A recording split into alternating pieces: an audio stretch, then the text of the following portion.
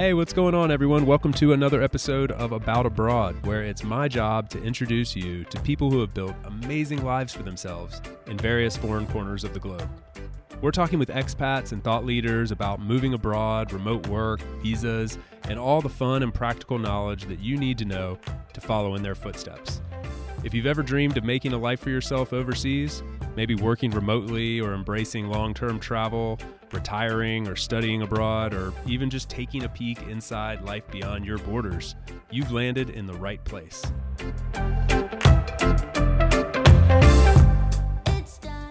My guest today is Kristi DePaul. She joins me from Israel, but she's originally from the U.S., and she made her way over there about 8 years ago and is now raising a family there, an interfaith family at that. So we dive into all of this, what it was like moving to Israel, what has surprised her, what she loves about living there, some of the challenges, and the fact that conflict is a little bit of a part of life. She doesn't shy away from any of these things, and she's able to go deep on some subjects ranging from immigration and visas all the way to what it's like raising a family and giving birth in Israel. We touch on a lot about Israel and kind of get past some of the preconceived conceptions that some of us might have and get into what life is really like there, especially through the eyes of a foreigner. She's also the founder of a company called Founders, which is a marketing firm and is a well-known and very well-respected journalist, content creator, and someone that I look up to a lot in that space. So we touch on all of this, ranging from remote work and visas and what it's like just being an expat and how that makes us feel as a foreigner being abroad and what we've learned along the way. So we spanned a lot in this one, and I really enjoyed the conversation completely. I hope you guys will as well. Please help me in welcoming Kristi to About Abroad. Yeah. So what degree, I'm not going to ever ask any of my guests to be like a visa expert pro unless I'm bringing on like an immigration lawyer, which we do from time to time. But this isn't your bag. But I am curious, to what degree are you able to share? How does Israel look at people who want to come and be expats or spend significant time in Israel? Because for example, in Europe, I can say oh yeah, for sure, most people can come on a 90-day tourist visa. Then they got to leave for 90 days. And otherwise, you got to go through all these visa loops. Do you have any perspective on this? So I do. And unfortunately, Israel has not yet bought into the digital nomad visa idea, which I think we're up to 28 countries and counting around the world, at least as of this recording. But the situation would be similar. You would apply for a tourist visa, 90 days, then you need to leave the country and you can return. I'm not exactly clear on the amount of time that you have to spend outside the country. I think years ago, I heard stories that people would go away for a weekend and then come back on the tourist visa, which I thought was an interesting way of sort of gaming the system. But the tourist visa would be the place to start. And then looking into either a work permit in Israel, which is something that you could try to pursue independently with an immigration lawyer, or if you've applied to a job here and then a company is sponsoring you. Probably a lot easier to go that latter route, though. Okay. What did you do personally? Personally, I was a tourist for a while, and then Israel has a partner visa program, which is pretty interesting, actually. I've complained a lot about it privately, but when you think about it, so I'm originally from the States, and we have the green card system, and it's a lot harder, and you've got to be legally married. But in Israel, you could be somebody's partner. When I moved here, my now husband, then boyfriend, we weren't even engaged. So it was really wonderful that there was sort of this access point that we could immigrate to the country through, even if it involved lots of bureaucracy. So that's how I got started getting a work permit to work in the country, and then moving through 3 levels. And I'm now at the 3rd level, the 3rd and final step. So I am the foreign spouse who has received permanent status. And I received Yes. You're moving on up in the world. I am. It's funny, but the meetings remain the same. They're just as thorough. They'll even separate us and ask us questions like, oh, really? Oh, yeah. What did you... Like an interview process every time? Yeah, not every year, but it's happened most years where we get separated and it's like, what did you have to eat last night? And it's so funny because I get nervous. I start... Beforehand, You're like, there were baked potatoes. He said mashed potatoes. You're out. like the stress level, and I'm like, make sure we have the same answers. It's just really hilarious. So that's something that I'll be going through tomorrow. But the first time I got permanent status, it was in 2019, and it was literally 3 weeks before my daughter was born. So so I was quite large, very pregnant, and really relieved to have my ID called the Teudat Zehut, which is like, you use it for everything here, instead of taking my passport to the hospital to give birth, like we would have had to go through a court hearing to prove paternity, that my husband was the father of our daughter. So because I had that, we didn't have to do all these other things. And it was like just in the nick of time. Oh my God. It's crazy. Isn't it kind of wild sometimes when you think about like all the hoops we jump through to just like live in another place? Like, I mean, when obviously I don't want to be like, naive and say like, they're just all these imaginary lines and there's no differences, but like, they really are imaginary lines, and they really are like, just like different places that you just want to go live. And it's really hard sometimes. Mm-hmm. Yeah. And that is probably the understatement of the year. It's really hard. And you try to explain it to people who have no experience with it. And it's just, it's like, imagine your worst trip to the DMV, right? Yeah. Yeah, that's a great way to put it. Nobody likes going to renew their driver's license. We'll do that like every year with about 400 sheets of paper involving lawyers and tax attorneys and the police, like doing interviews and stuff. I mean, I also get nervous, by the way, like going to the police when I have to do these things. And I don't even think it's a particularly aggressive situation, but I'm just like, like I'm going to have done all this work and then just blow it in this like 2-minute conversation with the police officer. And I'm doing everything right, but it's totally like not logical, but the mind starts playing tricks on you. 100%. And then you have like requirements for certain things. There was a letter that I needed to prove that I was single. And I'm like, where does one get that? Where does one get this? Do I go to the U.S. Embassy? And how do I prove that? It was, what was the end result? Like, how did you prove that? I did go to the U.S. Embassy, and they were familiar with that request because it's the U.S. Embassy, the one I went to here in Israel. And so they're like, okay, yeah, we can produce this letter for you that says, essentially, you're single, you're not married. So, wow. Yeah. This is wild. Yeah, you learn so much through this. I just went through a funny situation. I'm working on maybe by the time this airs, maybe it'll be finalized. I'm trying to get permanent residency in Europe, and like I won't bore you with all the details, but like it's a transferring of like going from temporary residency in Spain to permanent residency in Europe, which gives you options to live in other places. And it's a process. Like we've been working on it for 6 months, and it's not a guarantee. And we think we've done everything right, but as you never know.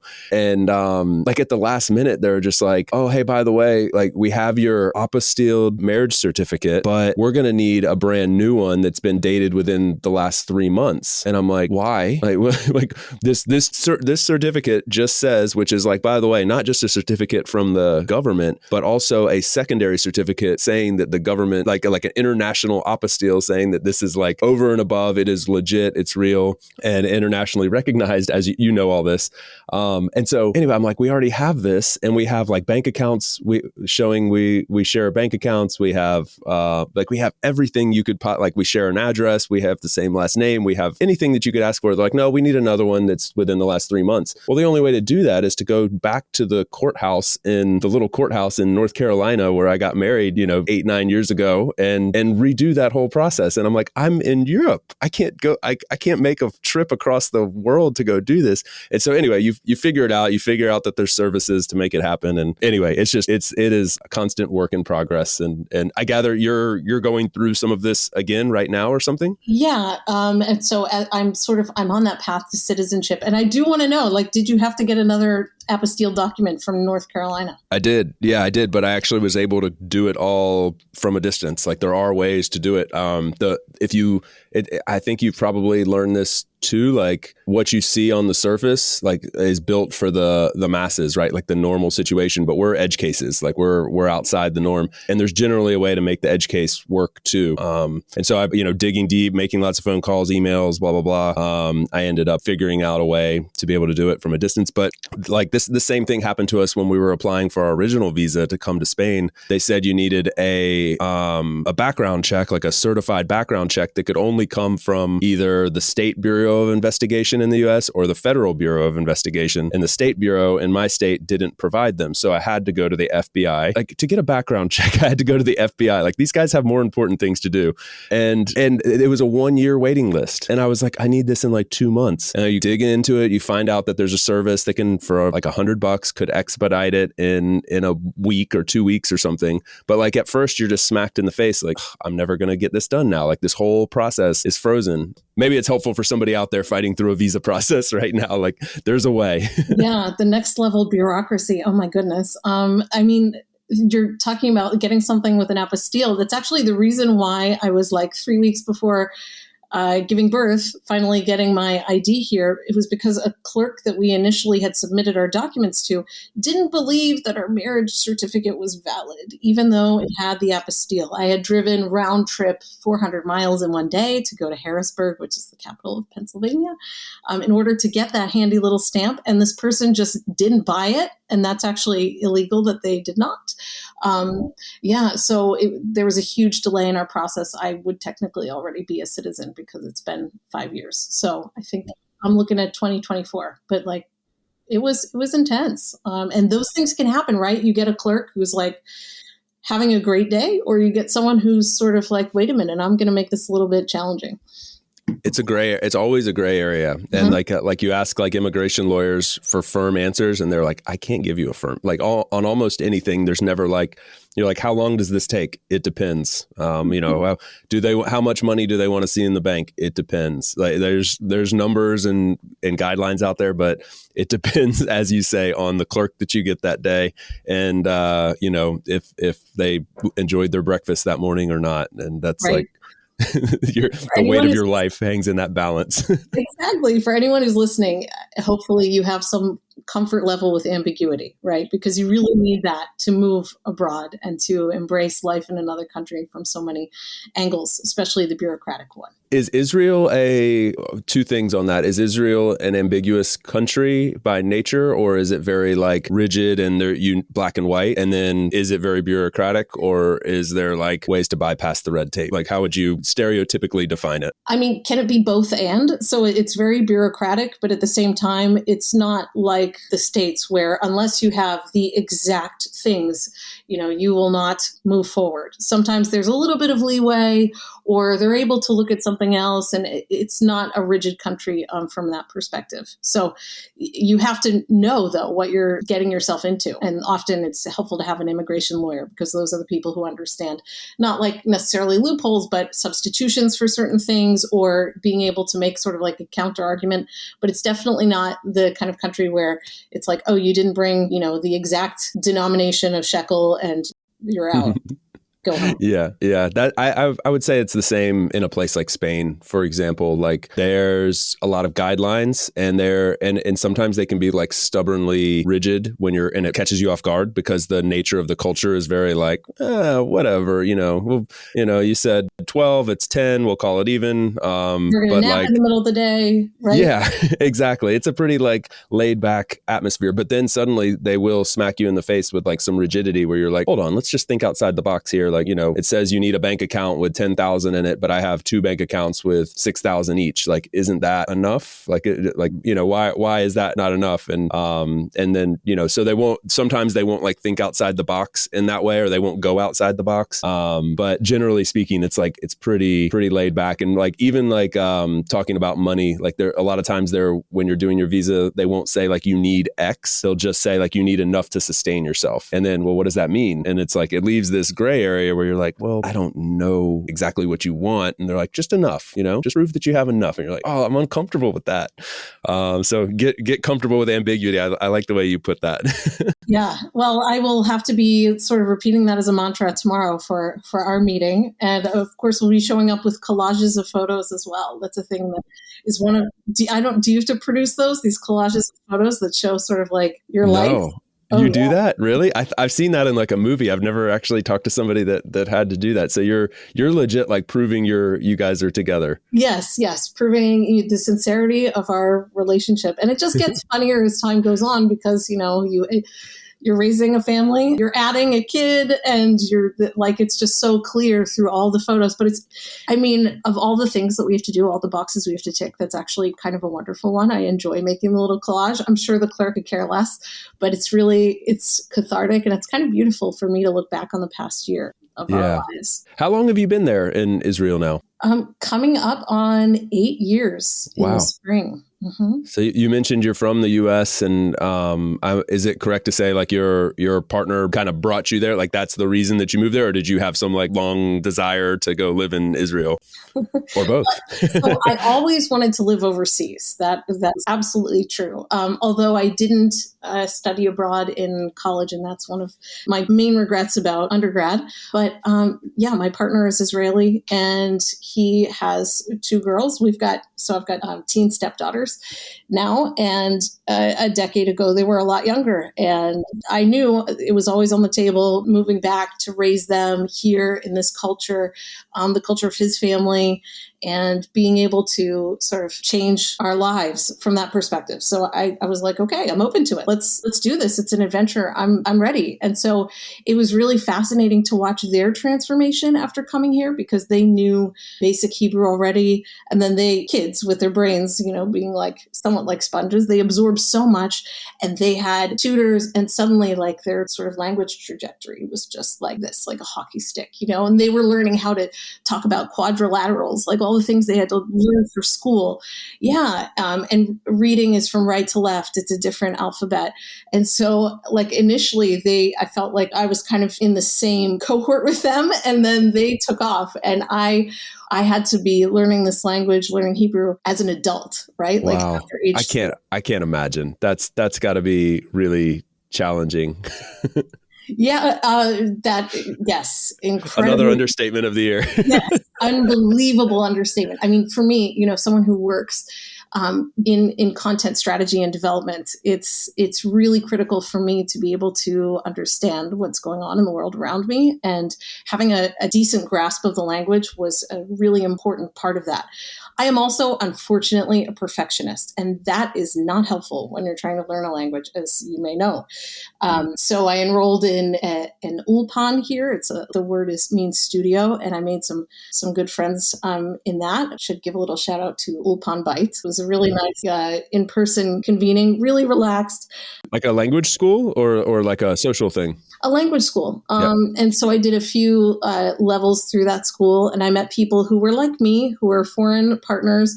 There was even a student here who was from an Arab city who was learning Hebrew, and they also teach Arabic at that school. So it was a really interesting introduction into an aspect of the culture that I was not familiar with. And so I really got to sink my teeth into the language there and feel more comfortable conversing, right? Because as much as you can read and play Duolingo, and I love doing those things, it's being able to have a conversation successfully, right? That is so critical. And it's something that, my gosh, like at first there were so many false starts and stops. I would just get to being like, why can't I get through 10 minutes without switching to English? Or, probably 2 minutes. And now it's much better. And I remember the point where this is funny, Chase. I remember the point where I sort of unlocked eavesdropping.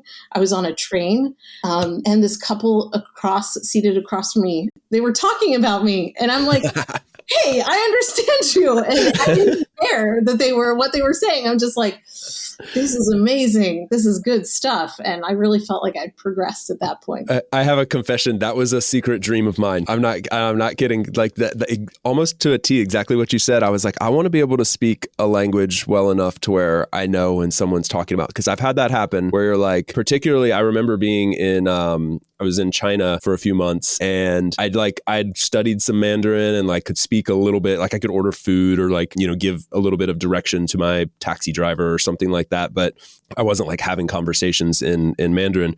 But so I remember, and like I mentioned China in particular because it was the first time that I recall being like on a subway and being like, I am the only non-Asian person in this whole car. Like I'd clearly stand out. Whereas like growing up in the US or being in Europe, like it's a little bit like more multicultural. And so anyway, I remember being caught off guard by that and knowing that some people were like blatantly talking about me, like staring at me, but I'm like, I can't prove it. I can't say it. I can't understand what you're saying. So I remember thinking like, I'm going to get to a point where I speak a language good enough to where I can understand when where I can eavesdrop and understand when they're talking about me. And I did have that moment in Spain, and it brought a lot of joy to my life, even though they weren't saying nice things. I love it. That's pretty amazing. I'm glad we share that in common. That's pretty great. Yeah. I all the time, right? Like as you're immersed in a different language, I kind of feel like I can't help but learn, even if I'm not really trying. And now that I have a little one who is it's like a nursery school, preschool. She's 3.5. They call it the gan, which is like garden. She'll be teaching me things. Like she'll come home and be like, Mommy, this means whatever. Like they had snails there. And I know a lot of types of animals. Just being a mom here, it's kind of like territory. But I was like, oh, hilazon. Okay, that's a new one. You learn the word for pine cone and just like. Like otherwise, why would you ever need to know the word for pine cone? But this has been delivered to your doorstep now. Correct. So I'm like, okay, cool. And it certainly helps with reading lots and lots of board books. Yes. Oh, yeah. I can imagine. That's got to be a great way to learning through the eyes of a young one that's, like you said, already a sponge and absorbing so much. Do you speak to her in Hebrew or in English or a mix of both? I speak to her in both. I think primarily English. We do speak in Hebrew quite often, but I think, I want her to hear the native accent that her sisters and her dad has. I, of course, have a little bit of an American accent. It's not so strong. I'm self-conscious. Good for you. That's awesome. And I tell this sort of story about my dentist who was from Cincinnati originally, and he's someone who is totally fluent in Hebrew, but couldn't care less about nailing the accent whatsoever. And it's just like those Americans, bless you. You make life wonderful. You make it easier for me. You make me feel like, I shouldn't be so self-conscious because people are going to understand and they're just going to be glad that you're trying.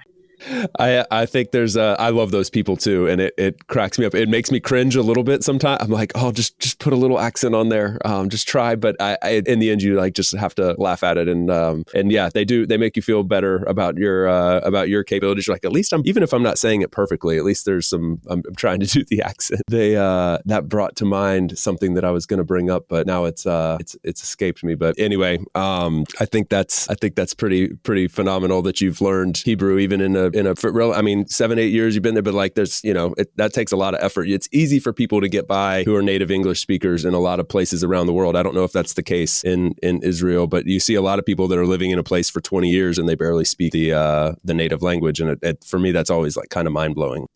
Yeah, I think a lot of people, it's uncomfortable, right? It is just inherently uncomfortable to put yourself out there and to be a version of yourself in another language where you're not as witty, you're not as intelligent, you're not going to come across as authoritative. Sorry, but no, like you don't have all those tools that you spent decades accumulating in your native tongue.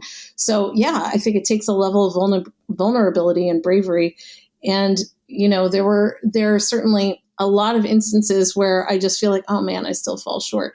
But to have even a working proficiency, I think you've got to celebrate the small wins when it comes to language acquisition. And I will say this, there are lots of immigrants in this country. And so I am often mistaken for someone who speaks a language other than English. And I've had like older ladies shouting at me when I'm out for a run. They're shouting at me in Russian. And I'm like, I'm not. What is it that makes me look Russian? I know. I'm like, okay, I get that I have lighter hair, but come on. And I'm shouting sort of back at them in Hebrew saying, I'm not Russian. I don't speak Russian. And they don't believe me. They refuse. And they continue.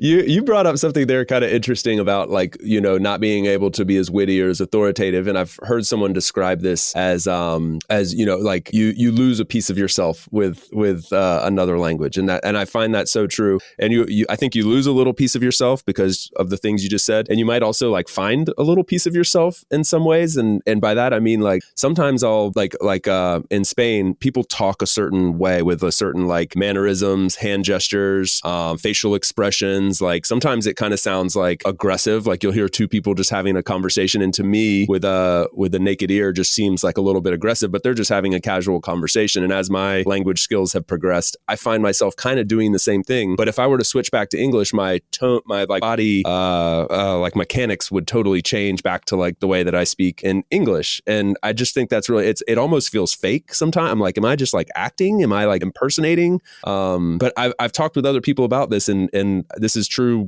around the world. And it's kind of a fascinating thing. And I think it's one of the fun parts of being abroad for an extensive period of time is you get to experience those kind of things. Yeah, I would absolutely agree with you that you do lose a piece of yourself, but you gain like another facet of your identity. You become like the Spanish version of Chase, right? Or I'm the Israeli version of Kristi. And there are times where it feels a little facetious, like, okay, my hand gestures are just out of control here. And is that authentic?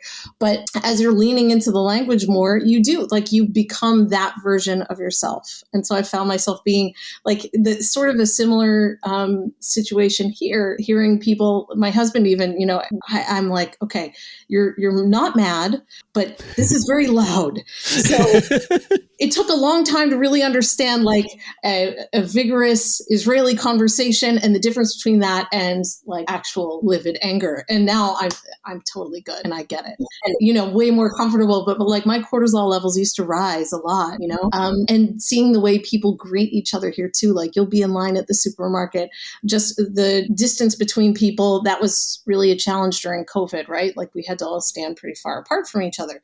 Well, in a lot of Mediterranean cultures, and Israel is no exception, personal space is not really a thing that you're worried about. You might be gesturing in a conversation. Someone's like, your hand is in their face and their hand is in your face and it's no big deal.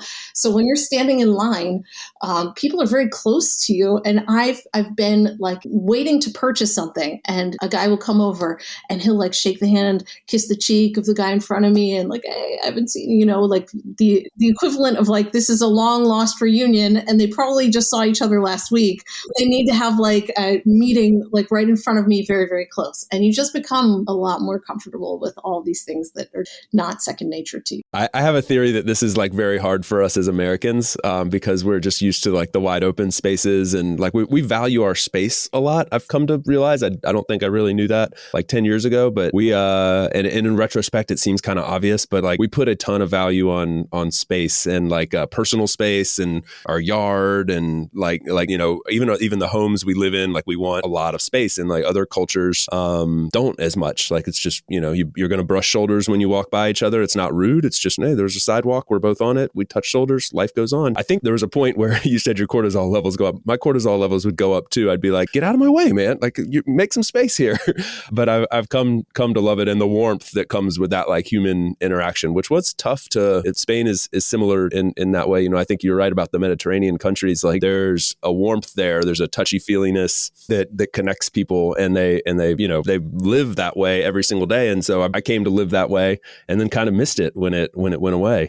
Yeah, I bet. So when you go back to the States, have you found that you sort of have to culturally reacclimate and become like this more muted version of yourself where you're not gesturing and standing close to people? Yeah, a little bit. I get back into it pretty quick, but I notice a lot of things. Like there's just things that jump out to me that I'm like, oh, I never realized we were like that. And now I see it very clearly. One of those things is the space thing. Like I think I actually mentioned this on a recent podcast episode too, so I won't like regurgitate the whole story. But when I was recently back, I was walking on a sidewalk with a friend and it was a very wide sidewalk actually. And there was a lady coming at me with a stroller and her baby baby in the stroller, and she like went off the sidewalk into the grass like 20, 30 feet in front of me to like show that she was going to give us space. And we could have all passed each other on the sidewalk, but it was like this indication of space giving that I realized. I was like, dude, that would never happen anywhere in Europe or the Middle East or Asia. Like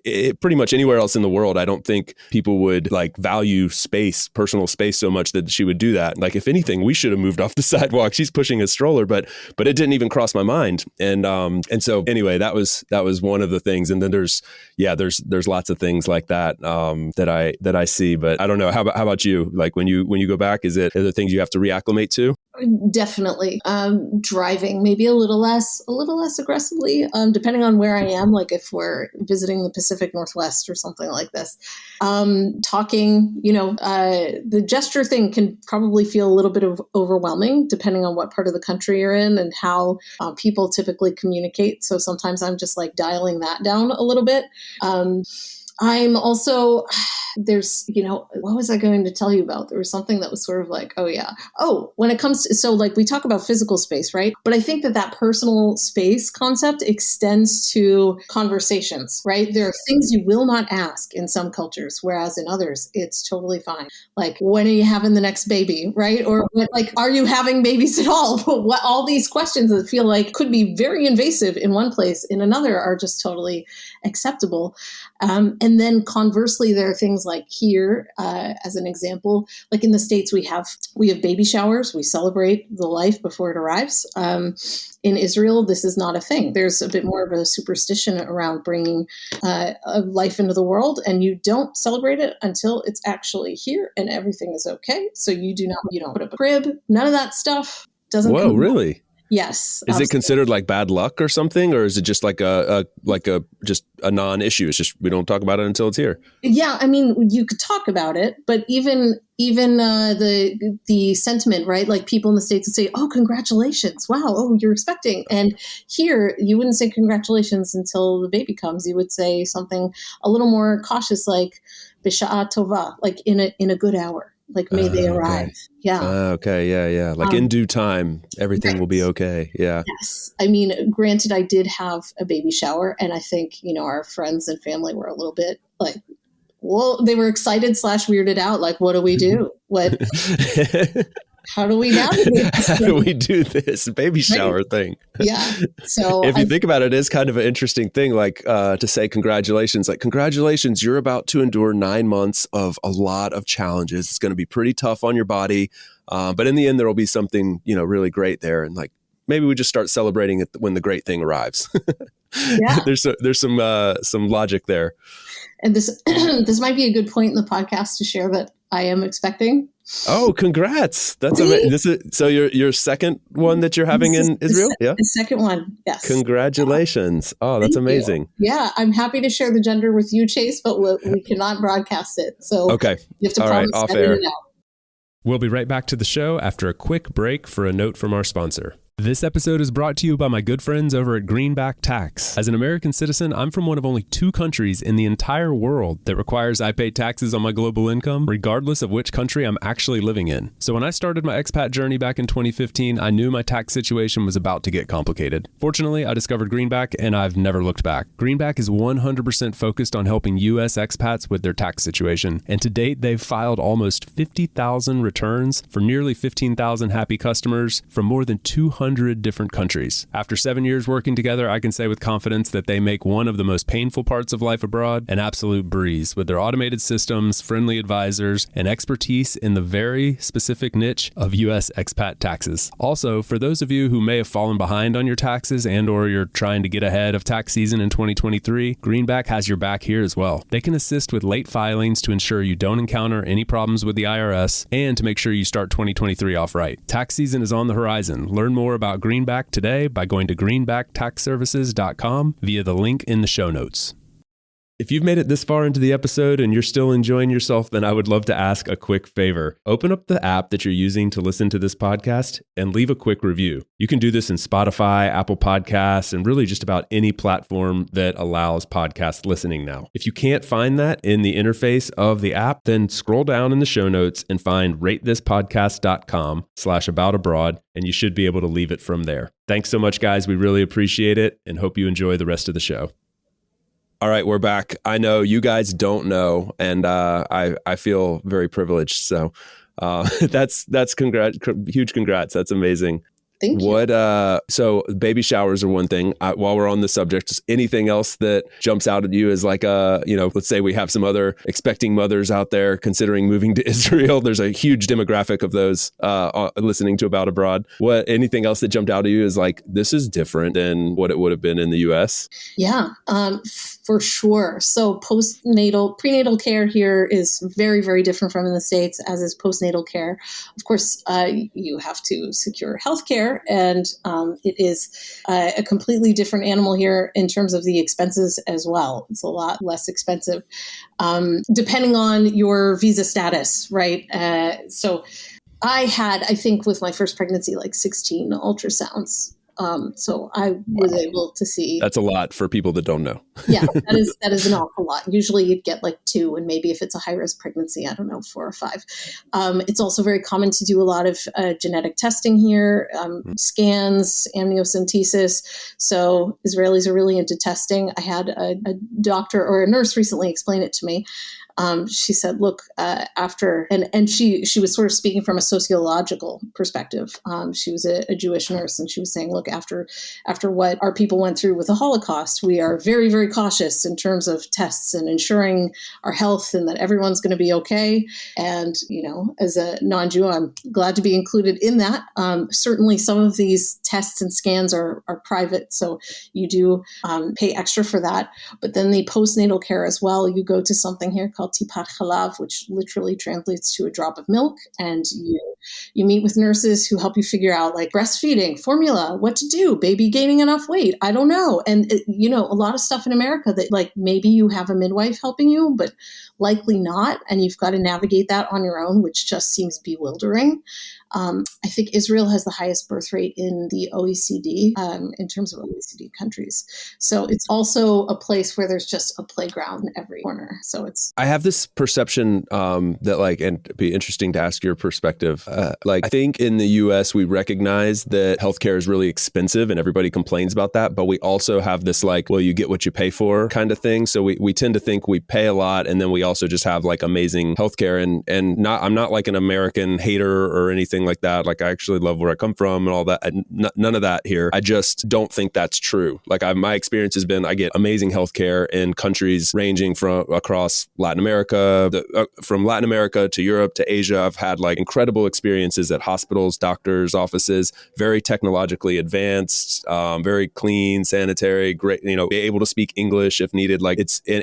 All of that on top of thorough and cheap comparatively. And it sounds, I have the perception that would be the case in Israel, but I don't know, would you agree? Yes, definitely. And, same about being proud to be from the US and being an American. But when it comes to healthcare, I do feel that our system is particularly broken back in the States. Largely, and a lot of sort of socialized medicine and the healthcare around that is going to come out of taxes. So we kind of can't decouple the two. You can't talk about one without the other. So it's nice if you want lower taxes, but you also have to pay for this fundamental human right somehow. So taxes, of course, are higher here. And there are some things you won't see. You won't go to a doctor's office here and see a tropical fish aquarium, right? they put their funds into other endeavors. Yeah, exactly. But you will go to see for a routine gynecological exam, and they have an ultrasound, and so that preventative care helps. That helps women avoid horrible things like cervical cancer and ovarian cancer, and there are a lot of approaches that seem very proactive in other countries that I wish the US could adopt, but it would probably require a fundamental shift in the system.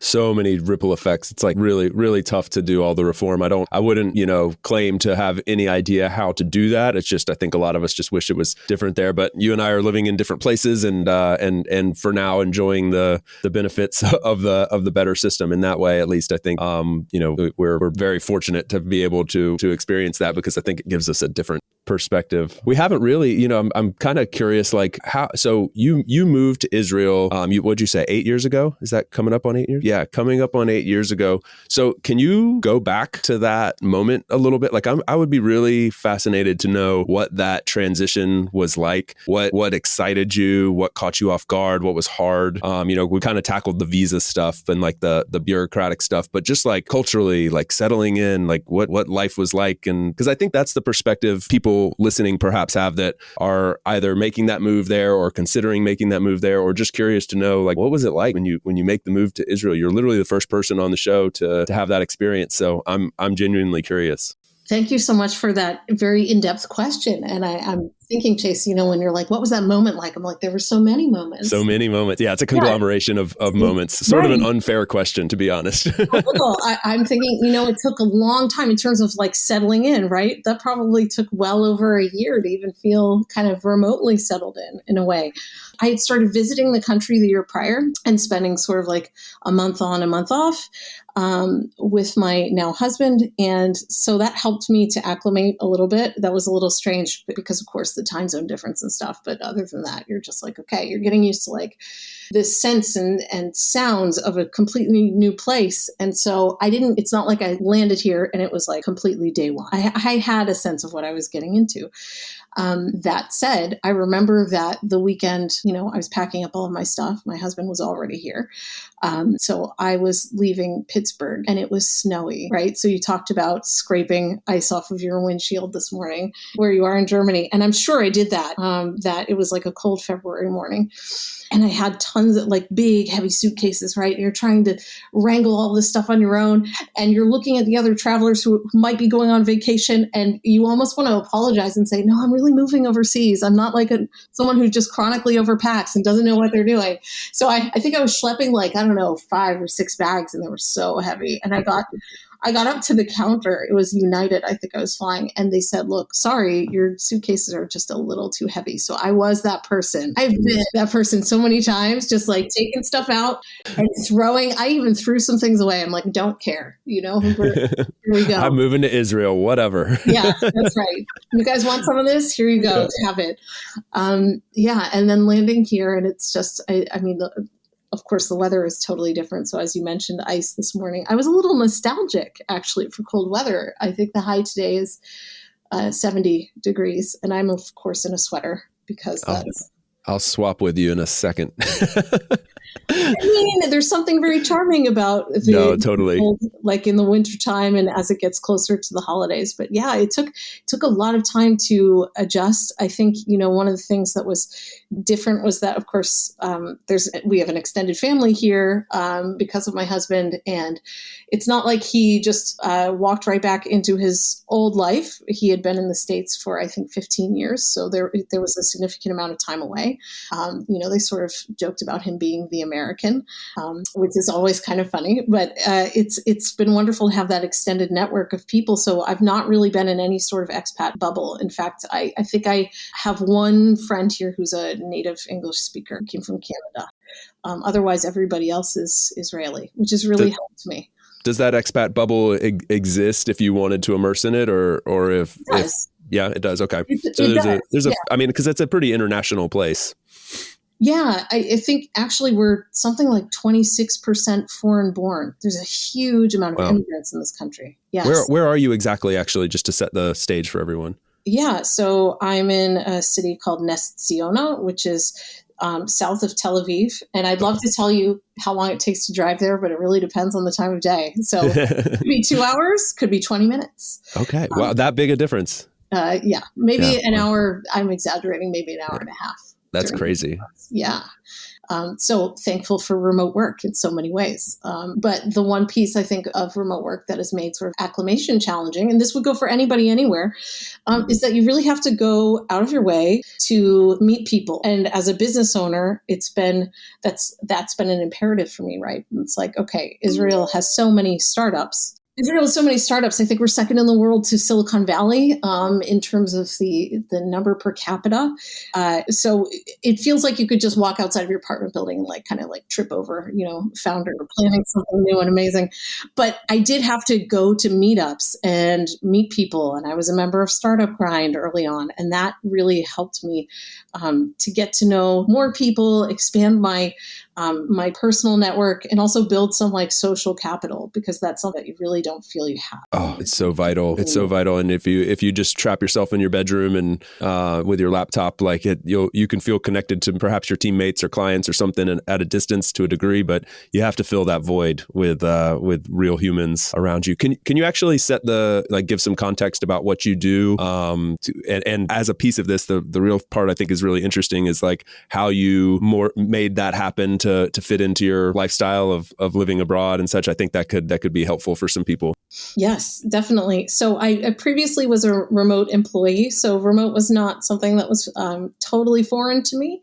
I'd been working remotely, I think, for a couple of years prior to moving here. And I started writing about remote work, actually. And I remember my first article was December of 2015. So it's been 7 long years since I wrote my first piece for Flex Jobs, which as I'm talking about it on the recording, I hope it's still alive. But it is. Cool. So I was already plugged into this space way back when, but I felt that moving to a new place, it gave me a chance to, when you're starting over with so many things, maybe it's almost like, what do I have to lose? I might as well give this a try too, especially in a country where people have they call it chutzpah, right? They're you know what, I'm gonna try this and see if I can do this, and maybe it'll be successful, maybe it won't, but at least I'll be able to look back and say that I did it, instead of being kind of cautious and not being sure of what your next steps are. So I thought, okay, well, I could start. I see startups here. They need content services. They're not familiar with the U.S. market. So it was born out of what I saw as a local need, something that I could provide. And I started to build up a team around me almost immediately. Folks who are also remote, largely in the States, though I have a teammate based in Nairobi as well. And it was a way to connect with people locally. It was a way to provide needed services in terms of content marketing. But it also built on my past career, which I came from the education space and educational technology. And I did global marketing in that realm. And so a lot of our clients have interestingly been from the States, although we have had many Israeli clients as well, and a few from Europe. But as our reputation has grown, it's interesting. It really doesn't matter where you are anymore. And so that's what I would tell listeners, really, that you might go to a place and feel like, well, I've got to be the US link in this place. But that's not necessarily the case. Your clients could be anywhere. Yeah, that's so important. And that's exactly why I wanted you to tell the story, because I think that's inspirational for people. I get emails a lot of times saying I'm in, banking, and, I'm a teller at a bank in Kansas City. And how could I possibly convert that to remote? I'm looking at moving to Singapore, and but I want to work remote, and I don't know how to bridge those, how do I connect those dots? And I just think hearing from people like yourself who have managed to make those connections, you have knowledge and skills and experiences that translate, and often going going to a new place, like you get there to Israel, right? You're looking around, you see a gap in the market that you can, and that's a void that you see you can fill. And often you have to just kind of like get there to figure that out and take that leap of faith. And yeah, I mean, you epitomized that, I think. Right. I mean, it's not something you can necessarily plan for in advance. Back to our comfort with ambiguity. You've got to be ready to sort of to shift as you need to. But of course, as folks who are listening are considering moving abroad, you do need to have, it's practical to have a certain amount of savings in place, right? You want to be like part of that preparation for uncertainty is being able to get as many ducks in a row so that your life is less stressful once you do arrive in a new place. So yeah, that's the story of founders, how it began. And I was just saying the other day, if I would have had a crystal ball back in like 2015, early 2016, to look ahead to see where we are now in terms of like the clients we've worked with, major philanthropic foundations like the Barbara Bush Foundation, working with all kinds of really cool advisory firms and tech startups, some that have landed, 7-figure investment. I never would have predicted that. And I would be so happy. And I'm like, good. And there's a quote that I'm going to provide you with after we finish recording. It's a Mark Twain quote. And it's usually behind me, although we're not recording in my typical office. And it talks about taking chances, and essentially that, it's like looking back 20 years from now, are you going to regret the things that you did do or the ones that you didn't do? And really going for pushing outside your comfort zone and doing the things that like you really never thought you could do. And reminding yourself all the time that no one is going to mint you into an entrepreneur or, a business owner or whatever you want to be. Like there's no credentialing for that. And people kind of like always, I feel that especially we as Americans, right? We kind of like want to tick boxes and feel that we are qualified, but no one is going to come down from some mountain somewhere. Sorry for the biblical reference. It's where I live. And like, no one's going to anoint you as whatever. That's something we have to remember. Yeah, I totally agree. Like if you don't stretch, you don't grow, and getting like physically getting out of your comfort zone and then, in terms of like moving from one country to another is one thing, one way to stretch and grow. And then, trying new things, venturing into entrepreneurship, putting yourself out there is another way. And I think like you learn more from your failures than you do your successes. So worst case scenario, you fail, you learn a lot, and you take those experiences on to the next path. I've moved, bringing it back to like the abroad thing, I've moved to countries and been like, or gone to spend significant time there and been like, I actually don't like this. Like this was a bad decision, and made many mistakes along the way. But, great experiences came out of those, and I learned a lot, and I took that forward and ultimately ended up in a good place. So yeah, I encourage people to like give that a shot, whether that leap of faith is going to another country, if that calls to you, or starting the business or whatever it may be, venturing into remote work, because that's what you really want. You want that location independence. Where there's a will, there's a way. Speaking of like quotes and stuff, I remembered earlier, I lost my train of thought, and I was like, what was that thing I was going to mention? You were talking about accents and like how it makes you feel like you're kind of ashamed of your accent. And I remembered the quote that I was trying to reference was, behind every accent, there's a very brave person. And I think that's been really helpful for me to remember, talking about going back to the US, like when I go back now and I encounter someone who's trying to speak English, but struggling or whatever, I have so much empathy for them, because I'm like, you are a very smart, intelligent person, and then on top of that, brave to be trying this in a place where people don't really learn other languages very often. So right. And that is an amazing quote. I'm going to have to remember that and sort of repeat it to myself, because that's really beautiful, isn't it? And I have the same level of respect for people when I go back to the States or anywhere I'm traveling and I hear somebody speaking who has an accent. I'm in awe of what I know their brain is working to do, because it is taxing. You're like suppressing, you're pushing down that your native tongue, and you're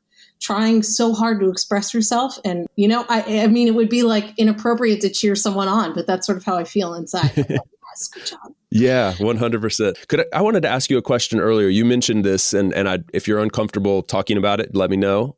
We can edit this out or skip right past it.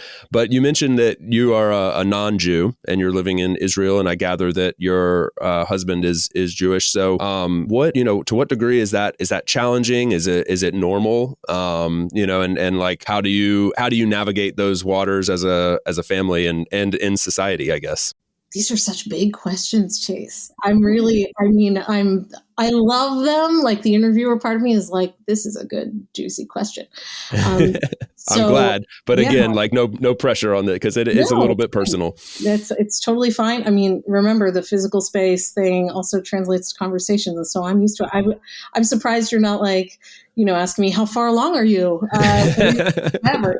That would be totally taboo. No way. Come on. No. So are we normal or typical? No, there's not not so many interfaith families here.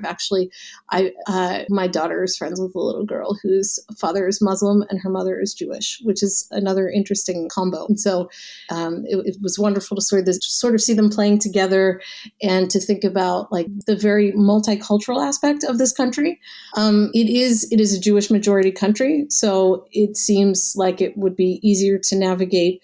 Look, if you're a citizen of Israel, you have equal rights, whether you are an Israeli Jew, whether you are an Israeli Muslim, whether you are Arab or Ashkenazi or Mizrahi, which is another kind of Jewish person. As long as you're a citizen, you have equal rights. It does feel as a non-Jew and as a foreign spouse, like there are just things here that seem maybe I'm out of the loop or I'm not, it's not easy for me to navigate, but it's not necessarily designed that way in any sort of, it's not like designed in a hostile way. It's sort of like, okay, well, that's how life here is. Here's an example, right? So our older girls, one graduated high school, the other one is in high school. In school, the holiday breaks that they have, much like you might have in the States, holiday breaks that seem to revolve around Christian holidays. Here, no surprise, they're revolving around Jewish holidays. And so there have been a number of times Christmas has fallen on a weekday and it's a school day, it's a work day. And that has been hard for me to sort of wrap my head around. And I've been like that parent who's like, just skip school, just stay home, it's Christmas, and it's been fun also to bring the girls up in a way where they appreciate my holidays too. And they've been very open about that, as has the entire family here. And that was something that I wasn't exactly expecting at first. But Israelis, especially Israeli Jews, are very open to like, oh, okay, you're from a different faith. Cool. They're probably familiar with it through a lot of Hollywood films, to be honest. And they've traveled a fair amount.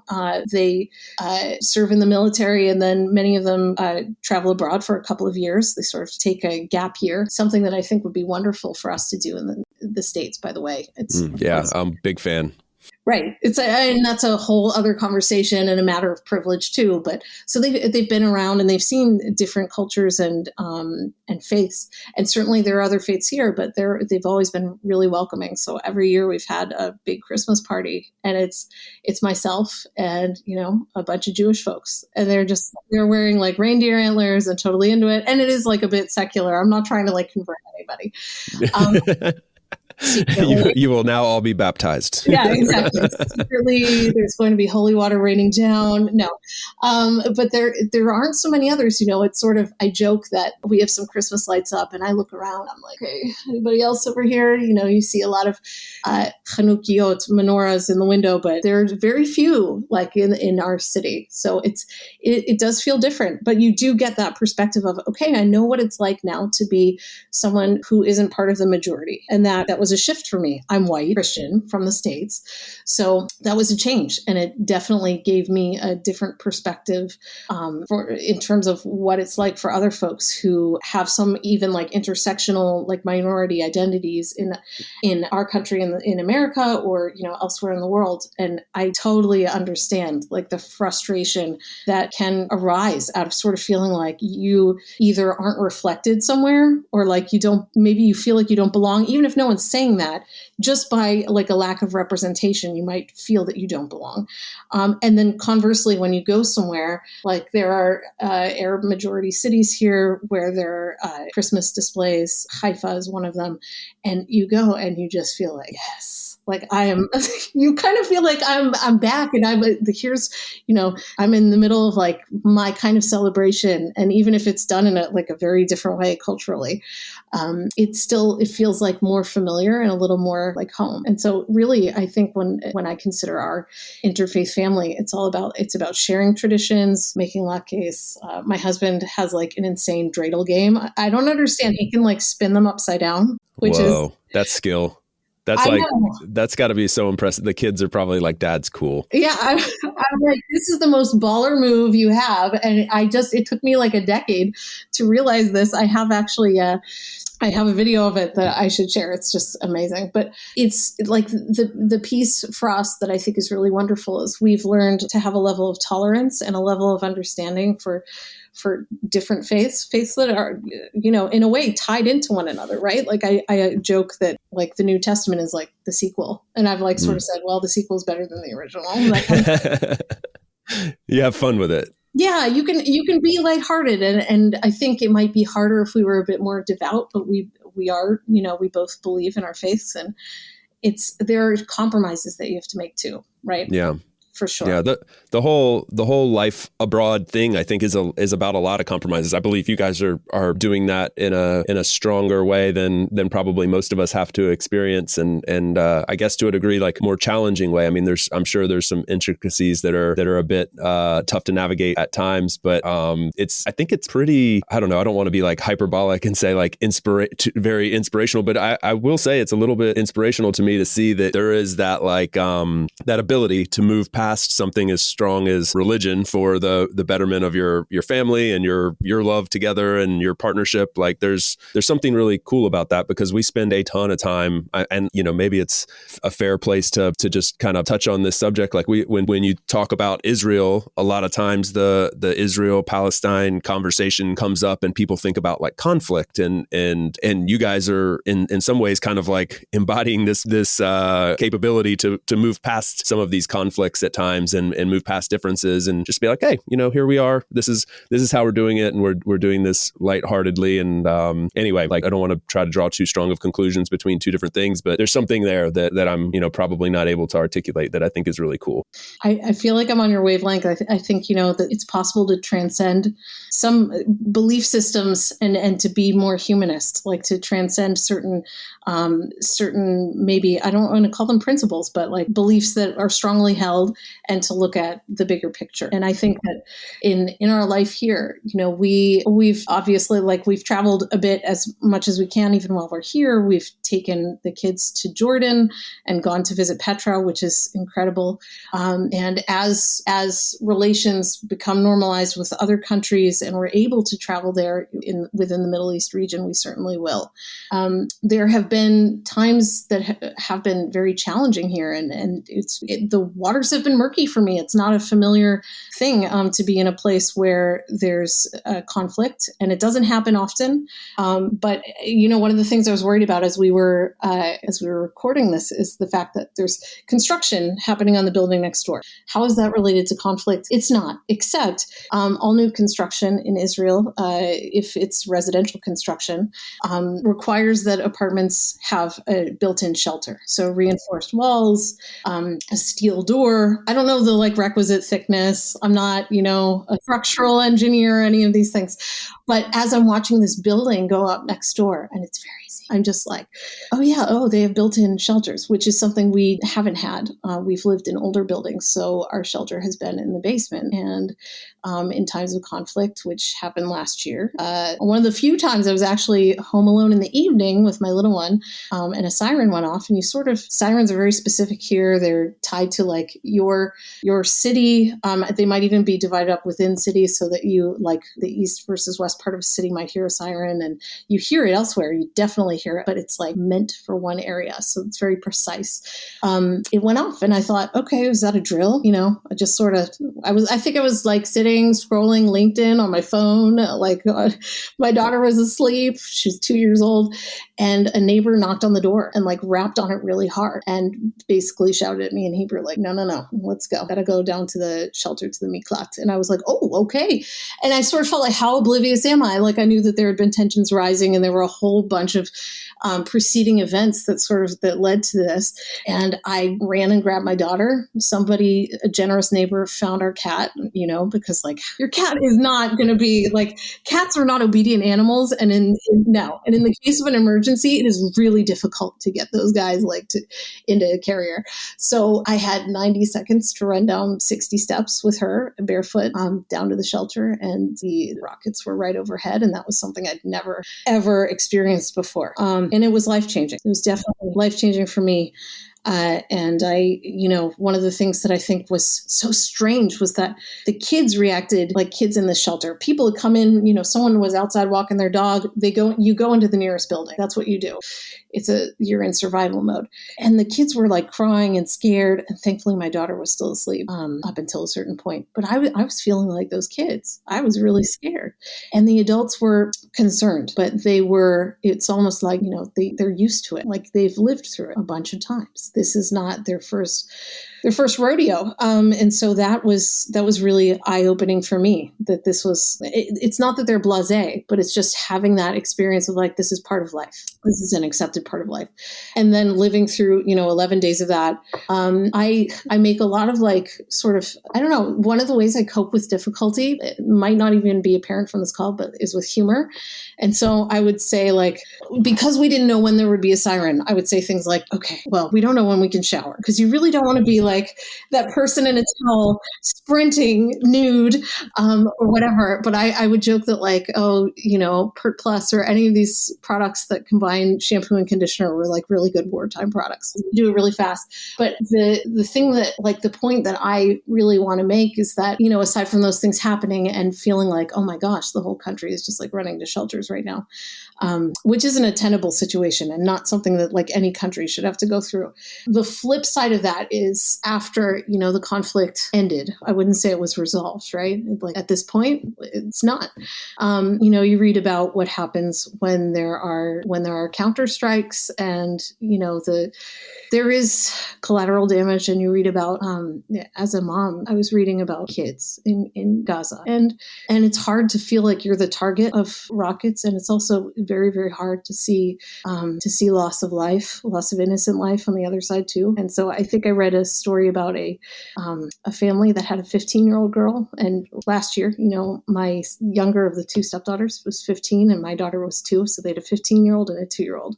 And I just cried and cried. Yeah. And that's I think really the crux of it is it's a lot of loss and there's so much anger and loss and you really hope for a resolution. And I think many, many people in this country do want that. And I've seen so many very promising signs of it. So like 20% of the population here are Arab Israelis. And so they have Palestinian roots. And there are schools that are integrated where kids are learning Arabic and Hebrew and there's a great system called Yad B'Yad. And I had the privilege of interviewing the principal at the school.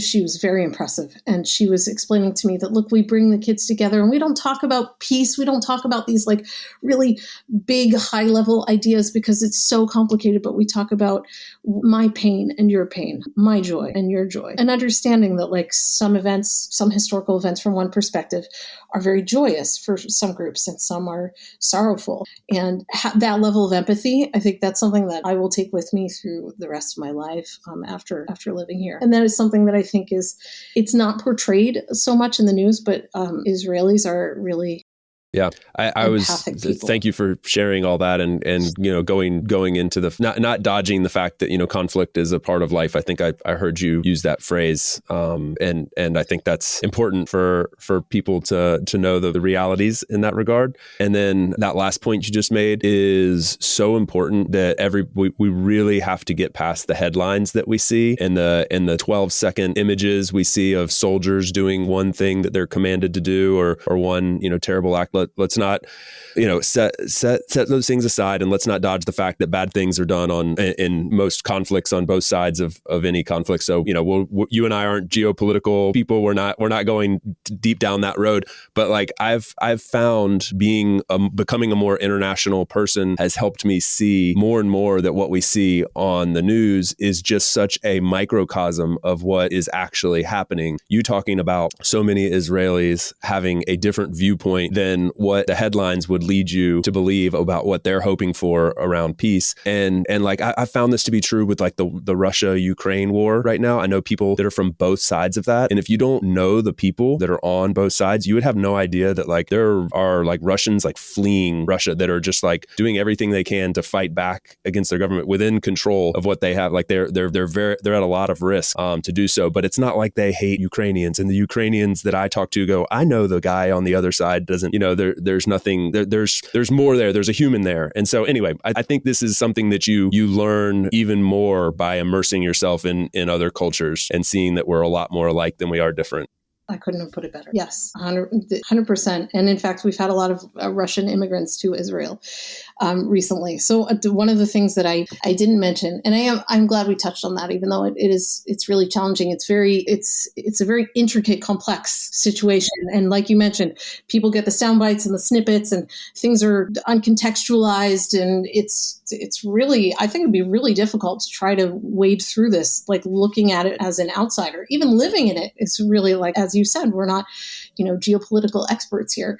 But I think, from a welcoming perspective, so Israel, as I mentioned, is a country of immigrants. Like, you go to the hospital and like the signs there are in English, Arabic, Russian, Hebrew, and Amharic. Wow. That's fascinating. Yeah. And that's very typical. And it's wonderful. It reminds me, like, okay, you're, no matter what, like you're really welcome here. Yeah.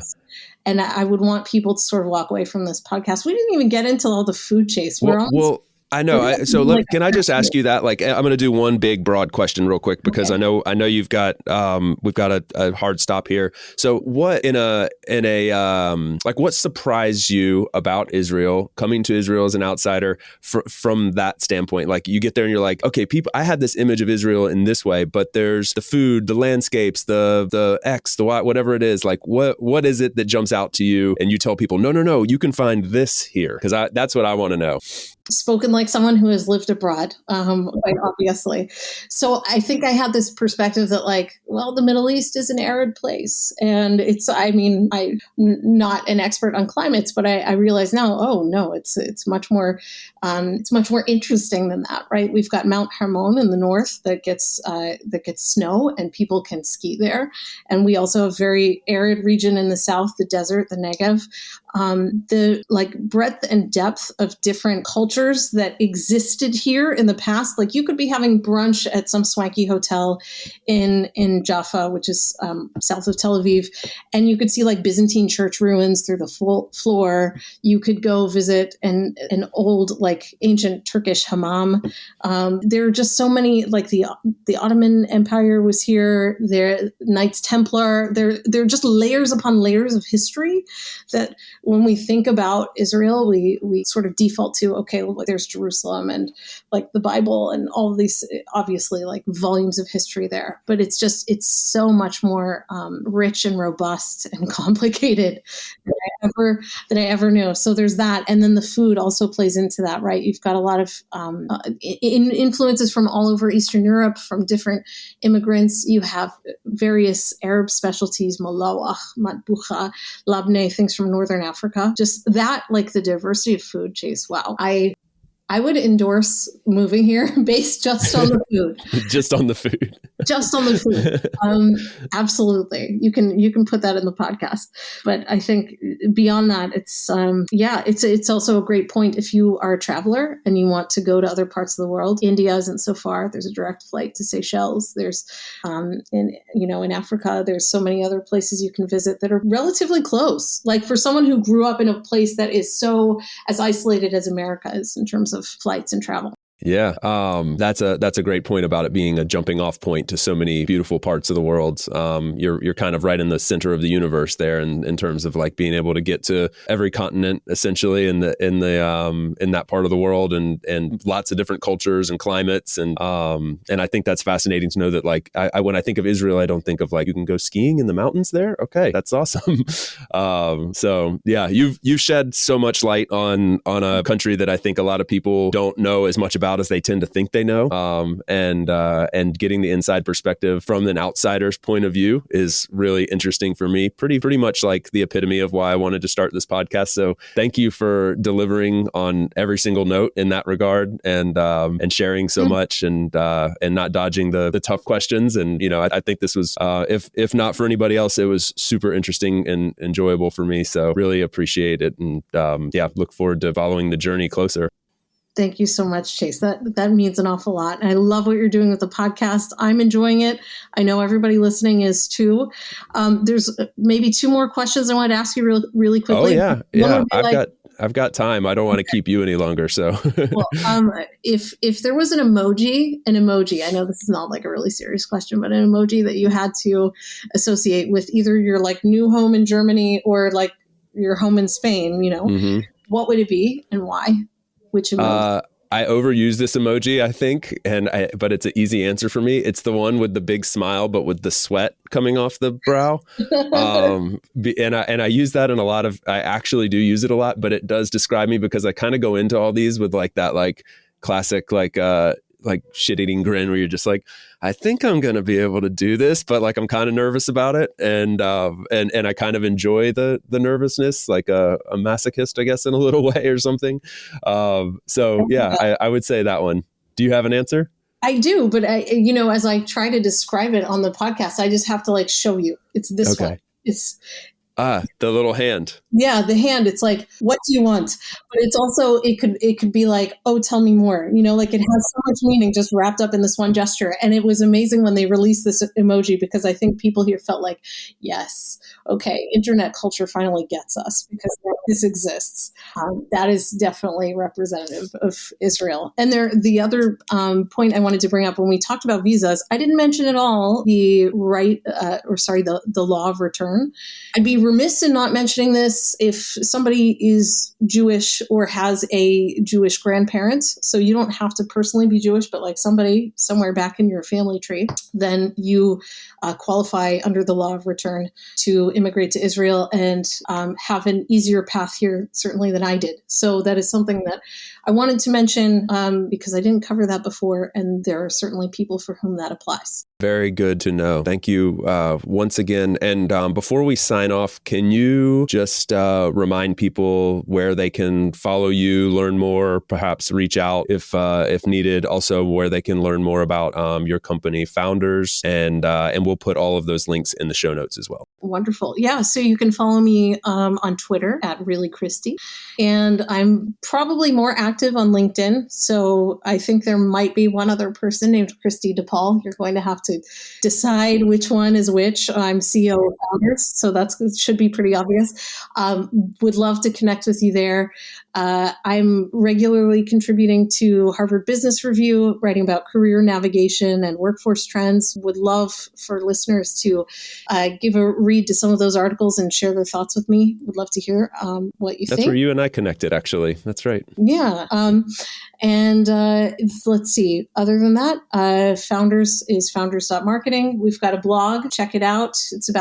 We focus on learning and earning and what this sort of journey through life is like as we see the lines blurred between life in school and life, our professional lives, right? Because we're actually now always learning. Mm-hmm. Yeah. And especially those of us making ourselves infants again by venturing into new lands and languages. We're starting from the bottom, and it's a fun climb to the top, I guess. So very much so. Chase, just send me some good vibes for my Misrad Apnim meeting tomorrow. Let's hope that all goes well. Yeah. Good luck with the interview. Bring your photo collage. I do wish you the best of luck. I'm going through a similar, I think slightly less intense process as we speak. So we'll send each other some good visa vibes. Great talking with you, Kristi. I really enjoyed it and look forward to catching up again soon. Likewise. Take care, Chase. Bye. Thanks for tuning in today from wherever you are in the world. Once again, I'm Chase, and this has been another episode of About Abroad. For those of you wondering how you can best support the show, I have made it super simple for you. Just go over to the show notes of the episode that you just finished listening to and click on one of the two following links. aboutabroad.com/newsletter to get our monthly newsletter, no spam, guaranteed, or ratethispodcast.com/aboutabroad, where you can quickly and easily leave a review for the show. It's not just important to me, it also helps more wanderers just like you find us. Finally, don't forget to subscribe on your podcast platform of choice, and we will see you again next week. Thanks again. Hasta luego, amigos.